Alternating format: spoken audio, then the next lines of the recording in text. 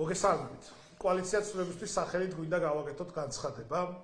ჩვენ გუშინ ვნახეთ ამერიკის შეერთებულ შტატებში რუბიომ, საგარეო მდივანმა გააკეთა პარტნიორობის შეხვედრა ვახშამი, სადაც მიწვეული იყო როგორც ატლანტიკური პარტნიორობის წევრები, ასევე მიწვეული იყო ამერიკის შეერთებული შტატების მეგობარი სახელმწიფოები, მათ შორის აზერბაიჯანი და სომხეთი. მნიშვნელოვანია ის, რომ საქართველოს ამ შეხვედრაზე არ იყო. ეს იმას ნიშნავს, რომ ბიძინა ივანიშვილმა და რუსეთმა საბოლოოდ დააშორა საქართველოს მთავარ პარტნიორს ამერიკის შეერთებულ შტატებს და ნაბიჯი გადადგა იზოლაციისკენ. საქართველოს განიხილება ირანის და რუსეთის რეჟიმის პარტნიორ სახელმწიფოდ. ეს ყველაფერი აუცილებლად უნდა გამოსწორდეს ბიძინა ივანიშვილის რეჟიმის ჩამოშლის შემდეგ.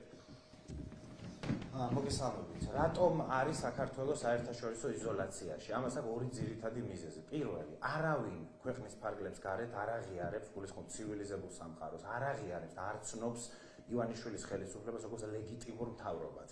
მას ყველა მიიჩნევს არალეგიტიმურად, მათ შორის შეერთებულ შტატებში და ამის ბრალია, რომ საქართველოს არის ჩამოცილებული ყველა საერთაშორისო მნიშვნელოვანი ფორმატიდან. მეორე, რუსეთის დავალებით ივანიშვილი აკეთებს ყველაფერს იმისთვის, რომ ქვეყანა დატოვოს საერთაშორისო იზოლაციაში მარტო რუსეთთან, მარტო ჩინეთთან, მარტო ირანთან, რაც ავტომატურად უდრის ამ ქვეყნის სუვერენიტეტის გაუქმებას, ამ ქვეყნის ეროვნული ინტერესების დათმობას. ერთადერთი გამოსავალი, რომ საქართველოს დაუბრუნდეს ევროპულ და ევროატლანტიკურ გზას, ეს არის ივანიშვილის რეჟიმის დასრულება, ივანიშვილის რეჟიმის ჩამომხობა და ჩამოშლა. მოგესალმებით. ქართული ოცნება მიზანმიმართულად ცდილობს დაგვაშოროს ცივილურ სამყაროს და ამის ნაწილია ჩვენი ურთიერთობის გაფუჭება ჩვენ დასავლელ პარტნიორებთან. ხოლო საქართველოს თავისუფლება და მოუკიდებლობა და ჩვენი სუვერენიტეტის შენარჩუნება დგას ევროკავშირზე, ამერიკაზე, ჩვენს პარტნიორებზე, ნატოზე. საქართველო კი არის სამწუხაროდ საქართველოში გვყავს არალეგიტიმური ხელისუფლება, რომელიც ამას მიზანმიმართულად ეწინააღმდეგება რუსეთის ფედერაციის დაკვეთით.